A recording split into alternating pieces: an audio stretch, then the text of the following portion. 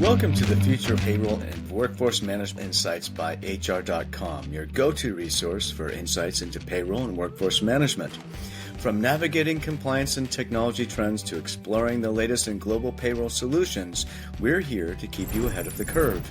Join us as we dive into the forces reshaping payroll and share practical strategies to optimize your workforce management. Let's get started. Well, hello, everyone, and welcome to the latest episode of Future of Payroll and Workforce Management, a podcast here at HR.com, where I am your host. My name is Brent Skinner, and we have a really interesting podcast episode today, and my guest is Shawn Rucks. Welcome, Shawn. Thank you very much for having me. It's been real fun coordinating this because Brent is a busy man bringing you guys great content. So I'm just fortunate enough to be here right now and be able to share my experiences and everything that I'm learning with you guys today. Awesome, Shawn, and thank you. I'm really happy to have you as a guest, and it has been a long time sort of build up to this particular episode, and it's going to be a really interesting one. You're the founder and CEO of Workflow AS, and the title of this podcast, a working title, which we may actually keep, is Automate Without Ripping and Replacing, a New Path to Workforce Efficiency. It cuts right to the heart of the whole AI thing and what's going on right now in terms of cloud-based SaaS technologies and how AI is disrupting that. And we're going to get into it. But at first, as I like to ask all my guests, there's so much passion in this space. There's a lot of great stories, people getting into work tech specifically. And I love hearing them. Shawn, what got you into this sort of nook and cranny of business? What motivates you every morning? Well, that's a really good question. I want to make it brief as possible, but also as informative as possible. And I actually come from a very familiar area to HR, and that is the background check space. So 30 years ago, I founded a background check companies that provide a company that provided technology to background check companies. And so we process probably 1 million background checks a month. Now, this is 30 years ago. So I don't come from this from the perspective of a tech guy or somebody who has some software that I want to try to sell somebody. I really come from this as a CEO who's had the slings and arrows and the outrageous fortunes of having a big platform that I've had to manage, and I've had 40,000, 50,000 HR companies on our platform, and having to utilize that platform over 30 years and have it service all of these different customers and do all these background checks consistently with FCRA, as you guys know, is so important. And I just found myself in a position where I had this software, but I could not change it because it was so big. And every time we made a change, then it actually disrupted one client in some way or some fashion. So what we've created is something that is really from really trials and errors of a CEO who has actually decided that I cannot take 6 months to invest in something that after 6 months may not work. We put all this time, all this effort, and then what usually happens is either it's not what we wanted or there's a better solution that's came along that now does it cheaper and faster. So that's a long way of saying that what makes me passionate, this makes me passionate because finally, after 30 years, I can actually affect change inside of a system without needing developers, without needing integrations, without needing to change the system. So, I mean, that's a novel idea, but that's the beauty of it. So when we talk about rip and replace, there's no rip and replace. There's only logging into an existing system and working with that existing workflow. So yeah, way over, but that's what I'm excited about. That's okay. I'm excited about it too. And this is a perfect segue to what we're talking about today. I'm just going to share with our audience a little bit of the abstract. We develop an abstract for all of these episodes, and this one's really apt. Organizations often assume that improving payroll and workforce management processes require replacing systems, Mhm. launching costly integrations, or enduring lengthy implementations, everything you talked about, Shawn. Um, but what if the better answer is to sort of apply AI to your existing technology to make it work smarter and more efficiently for you and kind of skipping all those other steps. Um, and I want to start with our first question here that I have for you. So many organizations, they assume that meaningful automation requires replacing systems or building complex integrations. Like they assume that. That's what everybody, you go on the street, pick your random CEO walking down the street, because there's millions of them walking down the street, right? Uh, and ask them that, and that's what they'll say, right? But how can workflow automation improve payroll and workforce management processes while leaving the existing technology stack in place? And just a spoiler alert, from a high level, AI is involved. Yeah, and that's a really great question. I'm going to say, if you asked that question even a year ago, the answer was you probably need another platform. If you really want to make changes and you really want to do things, then you probably do need another platform. But what I've noticed and what I'm understanding and what I've seen in my experiences is people, we don't have a software problem, we have a work problem. And what I Mm, mean by that is that HR already has payroll and workforce management. You already have 12, 13, 14 systems that you are actually utilizing, that your people are logging into. Your hard workers are logging into these every day, and they're processing these work. And individually and in silos, these software systems do the work, that part of the work, right? mm, But having some, and there are different HRMS systems that bring a lot of these things together, but still, your people still have to go in and perform those tasks. So I like to say you don't have a software problem. Software is everywhere. You have a work problem.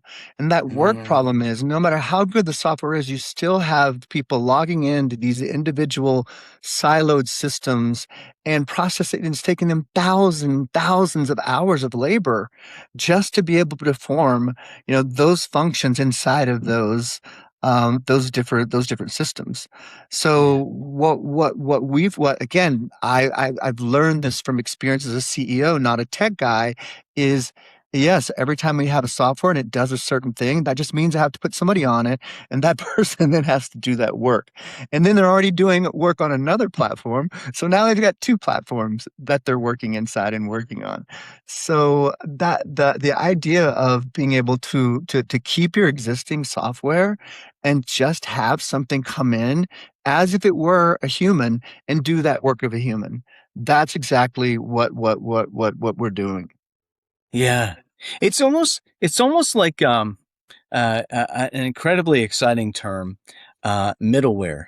If you think about it, right? Right. But in a very futuristic way, right? So I actually had a conversation with someone in the space several years ago, where they talked about, and this obviously is a podcast about workforce management and payroll, but at the time I was in a different capacity, talking with somebody around about the applicant tracking system, like your typical clunky existent, it's been there for 10 years, whatever, ATS, right? And the company doesn't want to get rid of it because it's chock full of auditable information and legacy information, that they are archived information. I want to go back and find all for all sorts of reasons, right?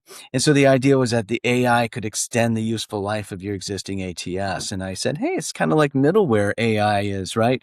And then they said, yes, but obviously that's not a marketing term, so we won't say middleware in sort of marketing terms. But it is interesting to think about it that way, because it's the same need being addressed in a much more sophisticated way now, or a much more advanced way now than previously. Yeah, I see that. I think that's a really good insight on your part, and I could see why they would want to say that it's middleware. But again, the crux of it is you're being able to log into an existing system, right? And Yeah. get that work done. Systems that you're familiar with, systems that I always say that like they did a great job of giving us software that goes 60% of what we need.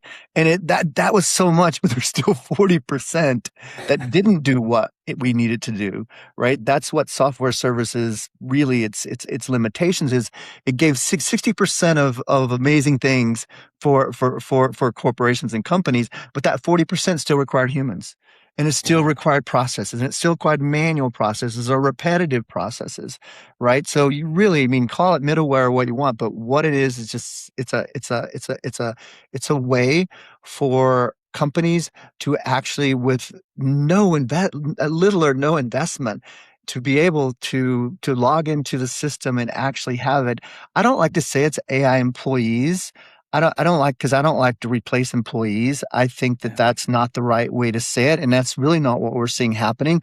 What we're seeing happening using this tool is it's freeing up those people to actually, who've been like little by little been inundated by more Mhm. tasks and more tasks and more tasks and more tasks for growing companies or for shrinking workforces, and they Yeah. just have more to do. And they're you're actually the most important, amazing people, right? Mm.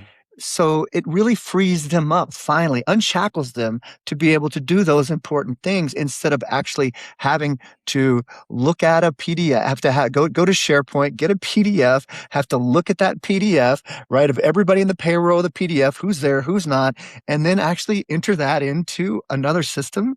I mean, that's just mindless work. Oh, Right. So that's what it does. And again, if I hope you're seeing my passion, it's I'm just so passionate about it because it works, and it's just like it saves so many people time. And I just love to see that. Right. And the thing about it, and I get excited. Sorry, Brent. that's But okay. but the thing about it is it's so scary right now. It's scary for me to be able to, if I were to invest in some type of new application, even if it's AI, if it's an AI platform, would be so scared of investing in that or a new type of platform, because the way technology is going, AI is going, it's going to be obsolete in 3 or 4 months. Right. So what makes workflow AS different is we're agnostic to Yeah. to any LLM. And then there's a lot of things about privacy and security as well. But it's just anyway, sorry, because I know you had some following questions. I just get super excited about No, that's it. okay. I mean, you bring up a really good point there. And we could talk about this all day. We really could. We have our podcast lasts about 20 minutes. So let's try to get the most exciting stuff in here right now. And one of them is what you mentioned around, um, why would I invest in a new platform right now as an employer in this technological environment, right? Because there's a situation where, like you said, it could be obsolete in a a ridiculously short amount of time, and now you're out how much sunk cost, investment, and you're in real trouble. People, It, time, money. It's yeah, just yeah, and if you think about that. It also, I mean, that's affecting the business climate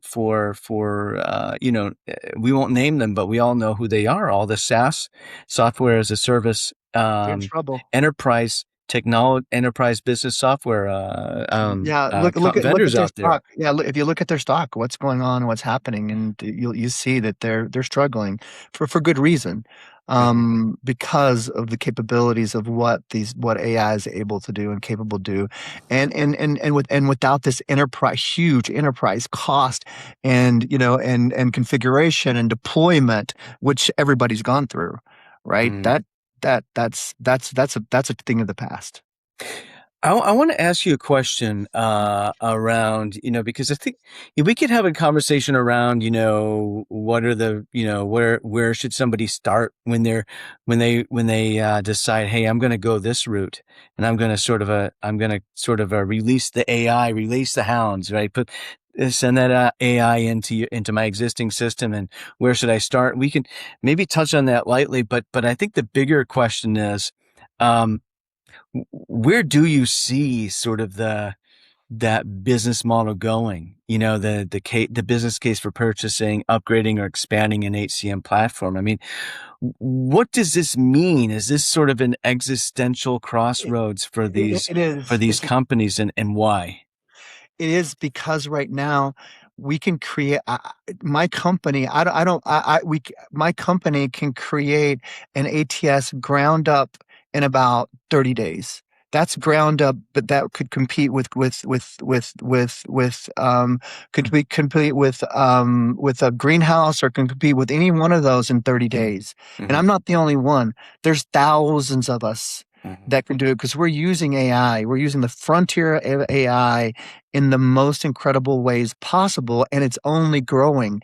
Meaning, like it, we always say this, like AI right now is the worst it will ever be because it's Yeah. getting better every day, Yeah. right? So answering that question is like they're in a lot of trouble because what our capabilities are the ability to actually we could rip and replace and we can Mm-hmm. replace in a fraction of the time, a fraction of the cost, with a fraction of the risks.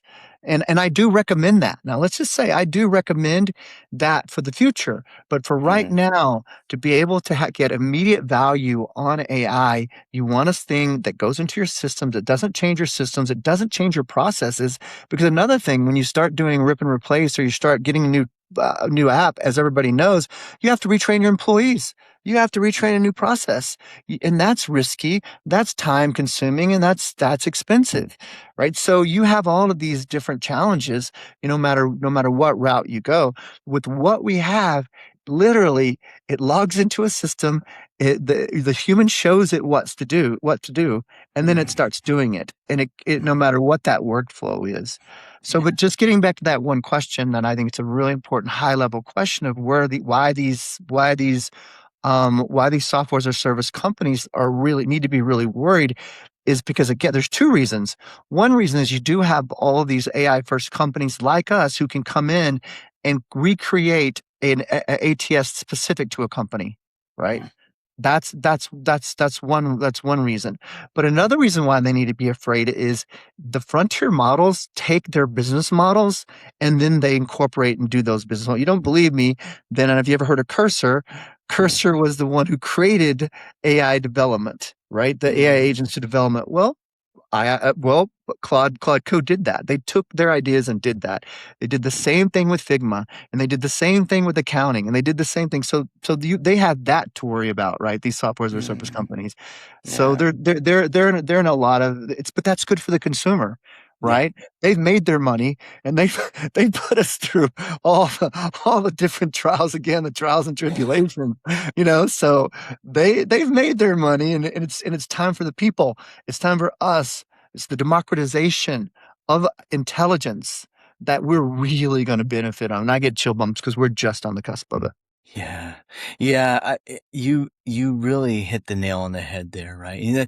For anybody who kind of watches or observes this, sort of from the sidelines, or, or maybe a lot of professionals, practitioners in the HR, payroll space and talent acquisition space are just so focused on their jobs, their own workflow, and they're kind of paying attention to this in the background, like, oh, I wonder why. Okay, my SaaS company, and this is true for any of the SaaS companies in this space that have a snowball's chance, and where to sort of they develop their own AI. This is G-rated podcast. They're developing their own AI, right? Their own AI agents to help with their own ecosystem, which is not the wrong decision for them to be making. It's a good defensive play. But for anybody from the sidelines, kind of from the outside looking in, say, why are they all of a sudden? Why do I need all this AI? Why are they did? That's really the reason that they're doing it, right? Right. But I love it. Here's the problem with them. They still have their monolith. You need an AI first. So if I were to come into a company, I wouldn't try to figure out how they do things and try to build AI around the way their business is. We need to rethink how that business is going to be in the future from day one ground up. right? Mhm. You don't rip and replace. Actually, you build AI first. So their problem is no matter what they're playing at AI, because they already have they're in the same problem I was in, my company was in. 30-year-old, you have your legacy system, you have all your customers, right? So you're going to try to apply AI to those problems, right? Inside that without thinking of, well, do we even need these processes? Do we even need it Yeah. this way? Right. So AI first really is the solution, and that's building from the ground up. And now you can do it in exponential time. Literally, you can get a pilot framework for just about anything, ERP, quotes, whatever, in 30 days. Mhm. That's the change and the difference. And the final thing I will say also what's going on is VCs and private equities are creating first AI first companies that can then go in industries. They take an existing a software service or an existing industry, and then they buy it and make it AI first, and then Mhm. and get those efficiencies. That's happening like crazy. Yeah. Oh, it's so much to think about, and I have like five more things I want to say to you, but we've reached the conclusion and to see what I'm you have to say in sorry. response. I'm But sorry. but we've reached the conclusion of the episode. Shawn, thank you so much for being a guest. We'll have to have you back. This is a really this is a very important conversation to be having. Well, thank you. And Brent, you're asking, I really enjoy your podcast, and you're asking the right questions. You are bringing a lot of value to your audience. So I really appreciate it. And I'm happy to come back. And, as you can see, I'm happy to talk about this at any time to anybody. Thanks for tuning in to the Future of Workforce Management and Payroll Insights by HR.com. We hope today's episode brought you valuable insights and fresh perspectives on the future of payroll and workforce management. Be sure to check out more episodes and explore resources at HR.com/podcast or wherever you listen to podcasts. Until next time, keep innovating and making a difference in the world of payroll and workforce management.